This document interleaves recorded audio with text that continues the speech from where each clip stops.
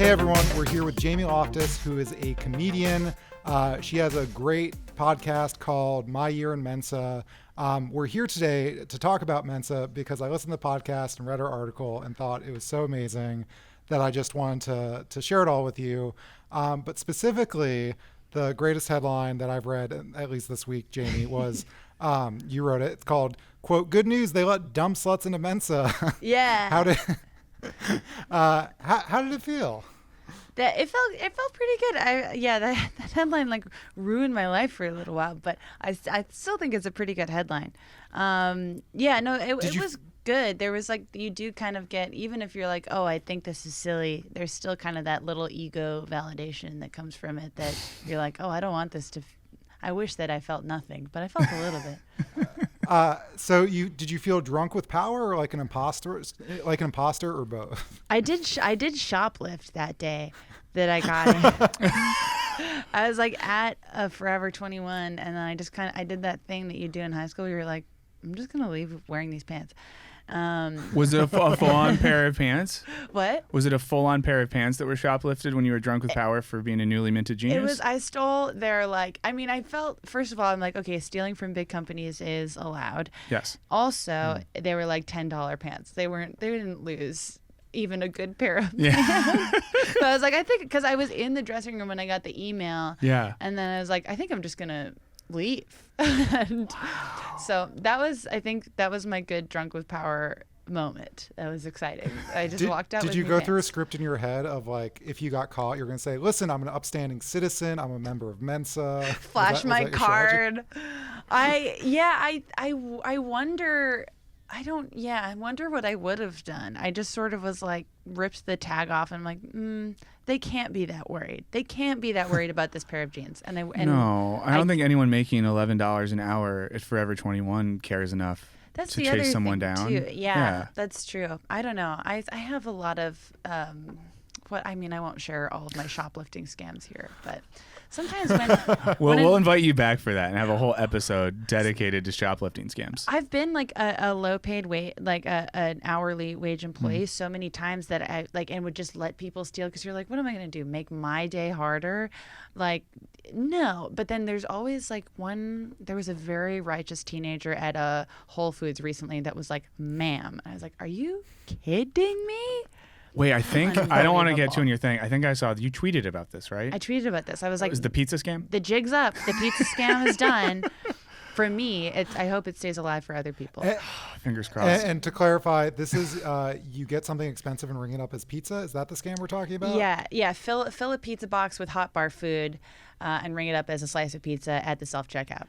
Was this most of the stuff then on the Mensa intelligence test was about scams? Mensa grade shit going on. They saw that and let you in. Yeah.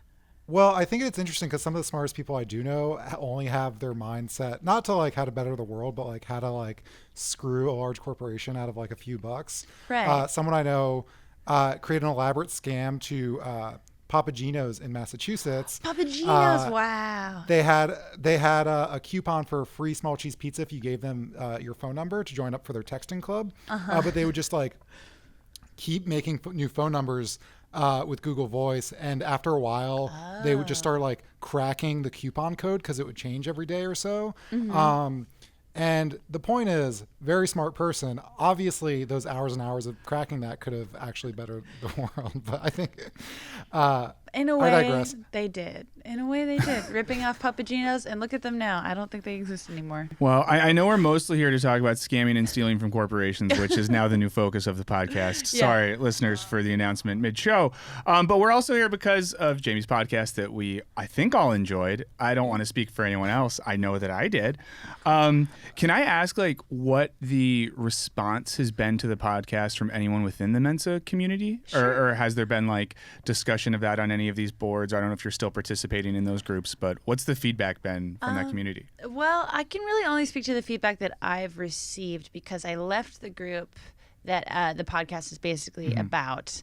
I had to do that for just my own mental health of just because I could have stayed in it forever and just refreshed and seen whatever was Yeah, there. and just for listeners that haven't heard it yet, so this is the Firehouse group, which is a sort of subgroup of Mensa members on Facebook that you kind of it's infiltrated and it's and like that an led to official Mensa group that exists that just there's a lot of it's all sorts of discussions, but it's a completely unmoderated board. So the sorts of things that you think would be said are, and they sort of have a tendency to occasionally choose a target within the group. And I was very much one of those targets for a long time. I mean, I wasn't making it hard for them because I was writing about it. But yeah, I received some messages from people in Mensa, some of which were very encouraging, and some people liked the show. There were some messages that were people I'd had interactions with that were a little like, maybe a little gaslighty, and were like, you misunderstood when I was yelling at you, or like that kind of stuff where I'm like, well, I know that I didn't, but it's been weird. But most of the discussions that have happened that I've heard alluded to through other members, I can't see anymore because I left that group. And even if I was in that group, I'm so thoroughly blocked within it that I wouldn't be able to see it. So it's kind of a mystery. Fun. Just to step back a little bit, Mensa is an organization that you join to like affirm your smartness. But you join not by taking an IQ. Is it similar to an IQ test that you have to take? Yeah, so I took it on an assignment for a website I was writing for. That was I was just supposed to write about the experience of taking the test, because there is you can do it two ways. Of if you tested really high on IQ tests when you were younger, you can submit those, and then if it's I think above a certain number, you automatically get in. But you can also test in with a specific Mensa test that takes 2 hours, and you can only take it on Sundays at 8 a.m. in Pasadena. It's a whole thing. And so I took that test. That it kind of, it felt very similar to most standardized tests that you would have growing up. It was pattern identification and just doing a lot of easy math really quickly. There was definitely one, I wish I remembered it better, but there was one that was kind of pop culture, or just how many cultural figures can you identify and what their profession was, type of thing, where I remember because Bill Cosby was on it, and you're I don't know whether you were supposed to be famous criminal or famous comedian. But there was stuff like that too. So it was kind of it felt similar, not to the SATs or standardized tests you'd take as a teenager. Well, here's a question. Do you consider yourself, have you historically considered yourself a smart person? Have you identified that way previously? I think that I don't know, that's a very complicated question that I was trying to figure out in making this podcast. Of I was trying to do some research on well, what are these tests for, and if you do well on them, what does that even really mean about you? Because I after getting in, it was very clear that it didn't mean you were a genius, just based on some of the behaviors that were displayed. I'm okay, so this doesn't mean that you're a genius, but what does it mean? And I think I had always done well on standardized tests, but there's a lot of really brilliant people who don't do well on standardized tests and don't test well, and that's a discussion that's been going on forever as well. I don't know. I think that it just means that I test well. And yeah, I don't know. I did those gifted programs growing up that I think in retrospect were not very good for me and kind of stunted me socially in a lot of ways. And I think even in my hometown, because my mom teaches in the public school system that I grew up in, they're kind of doing away with those because it is you can be learning more advanced stuff when you're a kid, but if you're just completely sectioned off from other people, it's not healthy for you. And it I think best case, you're just maybe a little socially awkward when you are released into the general public. And at worst, you're just being told you're better than other people your whole life. And that doesn't really service anybody. And so Mensa just felt like the most extreme example of that. Yeah, and then it's also with that group, you have to be confident enough in yourself to pay people to tell you that you're, I mean, I guess confidence maybe isn't even the word. But you have to be able to like throw down whatever, 60, 70 bucks to be like, I will do well on this test. So it's a very like particular subset of a person that will take this test. Yeah. And I thought that was something really interesting you got at because, and we've sort of talked about this on the show before, but it's like bad to tell kids it's good to tell kids like, oh, you studied hard for this test and you did well and good for you, but it's like bad to be like, you're smart and you're smarter than everyone else. And so I think Mensa is maybe something I've always like as an adult kind of recoiled at because I'm like, who the fuck would join an organization to tell the rest of the world they're smart? And this is someone who joined the fucking debate team, which is functionally the same thing, except you have to compete with them. But the thing about debate, and just to defend it for a second, you join thinking you're the smartest person in the world, and then you get your ass kicked by like literally everyone. You're like, well, I'm dumb as shit. And really that was like a good moment for me. But so there's that one side, and I want to like joke and laugh at Mensa. But on the other side, and you really get at this, is like you have a lot of like people who maybe don't connect with the rest of the world that well, and it's like a place for them to connect with other people like them, which is like I'm not going to call the group as a whole like wholesome, but like that's the wholesome thing about it. If you want to talk about that a little bit. Yeah, I think that that was stuff that I was definitely not thinking about, and sort of I guess ended up forcing me to check myself a number of times throughout the process of like, yes, I was receiving a lot of harassment and it was like frustrating and I couldn't figure out how to make it stop or switch the conversation to something that was productive because it was online. So of course it wasn't going to be. But then like, I didn't grow up in a way that I felt isolated from, I always had someone to talk to. And so, yeah, I met like a number of people just through doing this project that didn't feel like they had people that they could talk to about things they were interested in. And that's like the good thing about online communities is you can find those people. And Mensa, I think, was kind of a shortcut for some people to do that. I also met people who had joined Mensa because they didn't have access to higher education. And it was a good thing to have on a job resume to be like, hey, I'm really smart, I'm really competent, even though I couldn't afford a college degree. Like, give me a chance. And that was also something that I never in a million years would have considered. And then there's people who just join because they want to feel better than other people. So there's kind of like a spectrum the whole bag of reasons to join, some of which are very wholesome or practical or whatever it is that wasn't stuff I had considered. And so it was, it was good. I wish that it didn't, I wish people didn't maybe yell at me so much, but I ended up getting like a perspective on it that I wasn't expecting to. I want to talk about so what happened is you wrote an article, joined the Firehouse is like the unmoderated Facebook group that like is the most active Facebook group. Yeah. And on one sense there was this idea that you had essentially as an outsider like made fun of us. How dare you?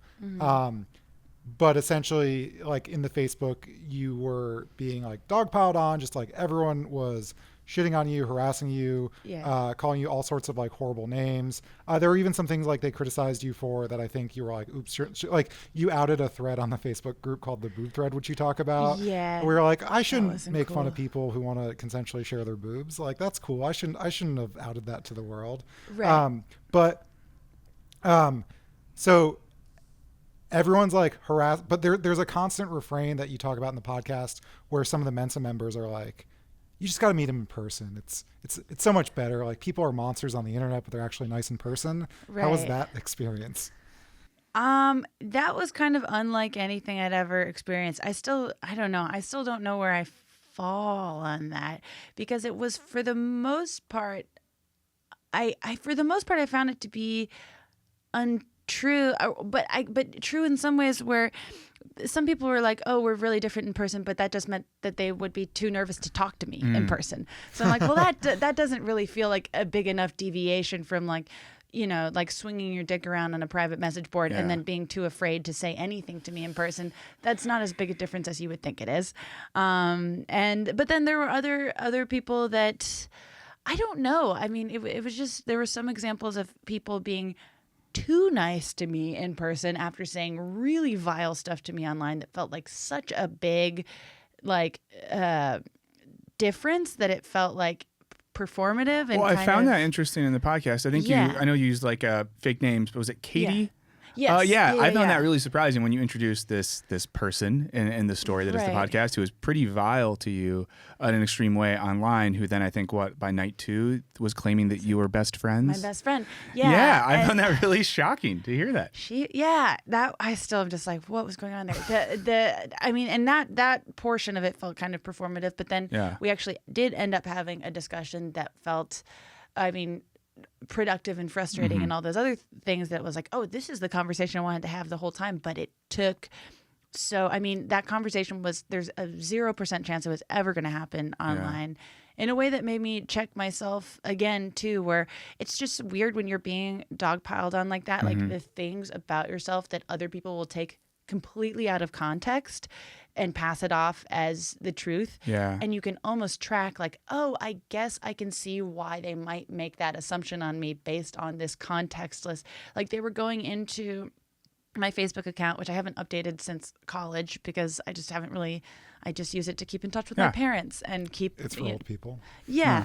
So it's like the job that's listed for me is not my current job. And they would find that information and be like, why should we trust this girl? She works at like Brugger's Bagels. Like she doesn't know jack shit about any and stuff like that. And so you're like, oh, I guess, you know, I could have been working at Brugger's Bagels for the last 6 years. I haven't been, but that is like somehow a strike against me that is used in this group, or I don't know. And then there's just the people that are like, you suck dick to get work, which is just kind of, uncreative. Yeah.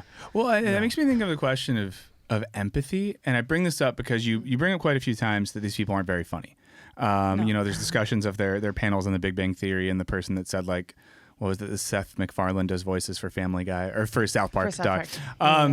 But recently at a friend's one-person show, he has this line, and I know this isn't unique. Many people have said this, that comedy requires a sort of empathy. That if you can't be empathetic towards other human beings, it's really hard to be funny. And I wonder if you felt like there was an issue of empathy at all that you saw in this community, because both hearing how people discuss things on this board sounded very one-sided, lacking and seeing another perspective, and then in a more shallow way it just sounds like they're not very funny, which can also be indicative of a lack of empathy. Right. So I mean, what was your experience in regards to that in this community? Sorry if that's a weird question. No, that's a really good question. I don't know. I mean, I wasn't, when I started the project, I wasn't coming at it with enough empathy. And I was kind of, in retrospect, like punching down and kind of just fucking around. And I think that the original reason that I did it, that I'm not proud of, is that just like I thought I was just going to be taking this test. I would be making fun of everyone one time, and then I wouldn't have to really deal with whatever the consequences were inside of that community. But then I ended up having to deal with it for over a year. And so I think in their case, I don't know. I mean, I still uphold that I've like never met a person that's made me laugh in that group. I don't really know what that is. Some of the I don't think it's a group that's devoid of empathy. Yeah. I think that especially like empathy for misfit types is very strong in that group. But then when it comes to how much behavior are you willing to excuse? Like, I wouldn't want to know what their opinions on Joker were. We can imagine that pretty well, I think. Right. So I think that there's empathy, but no empathy for anyone critical of them ever. So it's almost but then if you think of like, well, they're coming from this place of many of them have been kind of ostracized for a good part of their life. You can understand why you would want to shield anyone from that sort of criticism and having to like experience that again. So I get why I was seen as like a bully coming in, and I also understand why I didn't think I was doing that. And like, I don't know. I would be curious. So I was pleasantly surprised that after I wrote the piece and after people met me, some people were willing to be like, oh, I think that there has been to some extent misunderstanding of each other. And then to some extent I still think that a lot of stuff that they do is fucked up. So I don't know. That's really interesting. You were in so many situations that would have paralyzed people with fear or discomfort, and you're so resilient. How did you build that strength and that resiliency to process and overcome that situation?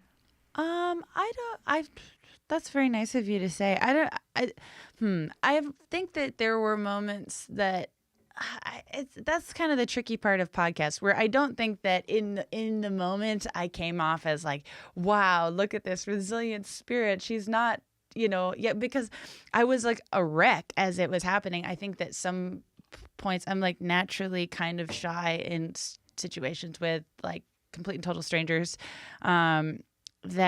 So I think in some moments I probably came off to them as very nervous and sometimes a little bit scared, depending on what the situation was. But I don't know. I mean, I think that I have like past experience in just like dumb comedy stuff I've done where it's like the point is to put yourself in a place of discomfort. And if I'm able to like keep that in mind and be like, okay, this feels like garbage, but if it didn't feel like garbage, I would be doing it wrong, or something like real commitment to the joke. Right. Yeah. Just like staying locked in that mindset. Like if this felt good, then I'm not doing something right. Like it was, I went into it knowing it was going to be very uncomfortable. I didn't realize how uncomfortable. And then I think, it was just the only thing I was concerned about was like physical safety, which fortunately ended up being okay. I don't know. Yeah, I tried. Couple some of people nerve-wracking. Oh, go sent ahead. you death threats, and they were like, "Oh, they were just, that's how they joke." But they were like very. I get like, I hope this person dies. Not that I'm saying that's okay, but that's different than I have this very specific method of which I will like kill you. 2-paragraph. I mean that person, I don't know that. That's the other thing is because so many people go under assumed names in this group. I don't know who I really met, and there would be some instances where I would meet someone and they would be very surface nice to me and asking kind of probing questions of like, are you enjoying it? What's going on? And then I would learn later like, oh, this is this person that has made these horrible like weird memes about you, like sucking your boss off for months, and you just have no idea because you have no context for like just the feeling of like, I hope that never happens again, of just everyone knowing who you are and exactly how to fuck with you, and knowing that you have no way of knowing who they are is so jarring when you know that like their intentions towards you are maybe not very terrifying. Good. Well, and I think maybe related to that, I know one of the themes that comes up in the podcast is the kind of real life online divide, which is it's a thing we talk about a lot now, whether it be in politics or in work life or all these other things. Yeah. And I know you get at this a little bit in the podcast, but did you come away with any like new insights or feelings on that tension between how we present ourselves on social media and who we are in life? And if that's just this like weird, irreconcilable issue we just have to deal with, or? I don't know. Yeah. I mean, it definitely made me question some of my own behaviors. And I think just in general, just like how we form like parasocial relationships with each other online, where I think it's always kind of served me a lot in my life that I've been able to present online closer to someone I would like to be versus who I actually am. And I think everyone kind of does that. But I mean, I don't know, maybe it's just who you want to be is how you're presenting. And if who you want to be is maybe a very aggressive person that refuses to back down, that's more of the issue. It's confusing. I don't think that like being a little different online than you are in real life is some horrible offense, but it's like when the difference gets wider and wider and wider to the point where you can threaten to kill me online and not even be able to make eye contact with me in real life. Like, yeah, it's fucked up. Yeah. I don't know what that like point is where you're like it's grown too large, but there definitely is a point where it's like, well, you're just living two separate lives and it's never going to feel as good to be the person who can't make eye contact in real life.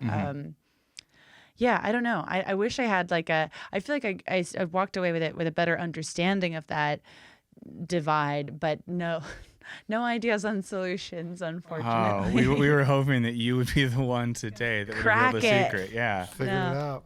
Yeah. Oh, this has been a wash. Has this experience impacted the way you share things online or your interactions with strangers? Yeah, I mean, I guess it kind of makes me think twice of how I present myself. It makes me think a little harder about when you do get a pile on. I think it is, I don't know. I mean, I have like differing opinions from like my own peers about how to best handle this. Of like, a lot of people are like, well, if someone talks shit to you, life is too short, block them. There's no space for that. And I understand that, but that's just not the way that I choose to approach it. And I think that like most people are within two interactions of forming some sort of empathy, because mostly it's like if people are giving you shit for a reason that isn't you've done something horrible, it's that they're lashing out, and like if you respond, they will first of all be completely shocked. And I don't know, I've had, but I also have like a history of like responding to mean comments and then ending up like forging strange friendships through that. So I'm probably it's probably not healthy, but it makes me feel better than just blocking someone. I don't know. It's a brave strategy. Yeah, I mean, I'm sure it'll kill me someday, but well, we hope not, for the record. Right? Hopefully, no one's watching this video a year from now being like, "Wow, she knew." Oh no! Please no. I think that's about all the time we have. Jamie, thank you so much. Where can people find you on the internet? Where can they find your podcast? What's your address? Where can they find you? Yeah, where can you out find for me? lunch? Just that's the scariest thing about being a comedian is you're just constantly advertising where you'll be and at what time. It doesn't feel safe. You can find me online on Twitter at Jamie Loftus Help and on Instagram at Jamie Christ Superstar. And then the name of the podcast is My Year in Mensa, and you can find it pretty much anywhere you listen to podcasts. Awesome. It's over there. Yeah. Yeah. Subscribe, 5-star reviews, nice comments, all the stuff. It's really great. And we very much recommend that everyone check it out. Thank you. A parting question. Are you going to put Mensa on your resume from now on? No, never. I wash my hands of it, but I will not be as judgy to anyone else that does now. So, yeah. Yeah, thank you so much for having me. This is so much fun. Yeah, thank you so much, Jamie.